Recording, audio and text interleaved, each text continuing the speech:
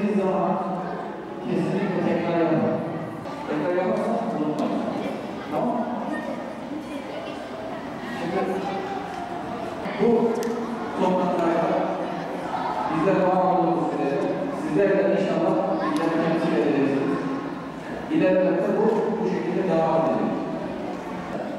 Burada ders esnasında derslerimizi çalışarak geliyoruz evde.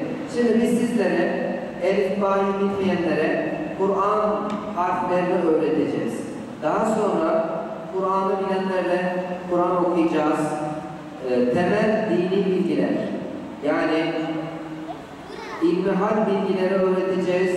Peygamberimiz Hz. Muhammed Mustafa sallallahu aleyhi ve sellem Efendimizin hayatını öğreteceğiz ve ahlak bilgisi, yani adab-ı muaşeret dediğimiz kuralları sizlere 11 Ağustos'a kadar öğretmeye çalışacağız. Ve bu yaz Kur'an kursunda buraya gelen bütün arkadaşlarımızın Kur'an öğrenmeye, yani Kur'an okur hale gelmesi lazım. Yaz Kur'an kurslarımız Diyanet İşleri Başkanlığımızın uhdesinde her yıl yapılmakta. Bu yılda bugün itibariyle 3 Temmuz 11 Ağustos arasında yaz Kur'an kurslarımız devam edecek. Yavrularımıza temel dini bilgilerini, Kur'an-ı Kerim'i, namaz, dua ve surelerini burada öğreteceğiz. Bir ömürlerine sirayet edecek bu bilgileri camilerimizden, bizlerden öğrenecekler ve hayatlarına ömür boyu tatbik edecekler inşallah. Kur'an-ı Kerim bilmeyenlerin öncelikle Kur'an-ı Kerim öğrenmesini sağlamaya çalışacağız. Daha sonraki dersimiz sevgili Peygamberimizin hayatından kesitler, örnek hayatını anlatmaya, öğretmeye gayret edeceğiz. Daha sonra ahlaki bilgiler alanında dersler vereceğiz. Onları sıkmamak adına etkinlikler yapacağız. Sosyal etkinlikler, oyunlarla onları sıkmadan bu yazı inşallah en güzel şekilde geçirmelerine gayret edeceğiz. Eğitim sadece camide, okulda verildiği haliyle kalmamalı. Özellikle derslerini, burada öğrendiği bilgileri tekrar etmeleri, bu konuda anne babalara büyük görevler düşüyor.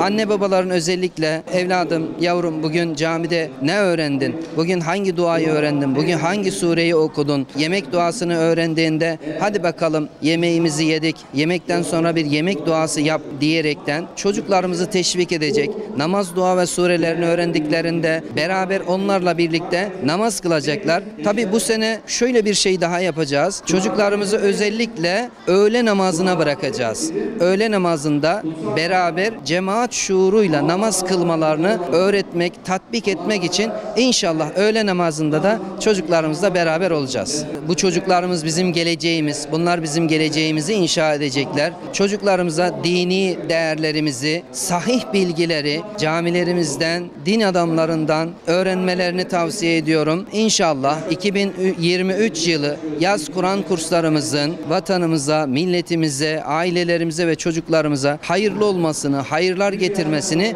temenni ediyorum. Çalışacak mıyız? Tebrik ediyorum.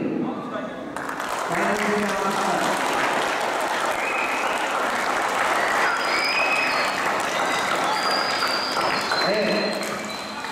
Siz çalışacaksınız ki geçen yıl bilgi yarışması yapılmıştı Kuba Camii'nde. Yine böyle bir yarışma teklif edildiğinde Bakırlar Camii'mize güzel şekilde temsil edeceksiniz. Geçen yıl ikinci olmuştu. Bu sene birincilik yarışı değil mi Bakırlar Camii? Yakup demeden yaparsan elenirsin. Tamam mı? Yakup dediği zıpla. Zıplayacaksın, mecbursun. Yoksa zıplamayan yanar. Geriye çıkar. Geriye çıkma sorun. Evet, devam.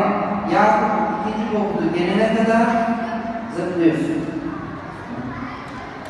Yakup dediği kalk. Otur. Evet, oturmaktan hepsi yandı çünkü ben söyledim, Yakup demedim. Geçen yıldan programı biliyoruz. Tamam. Evet. Kimler kaldı? Bak.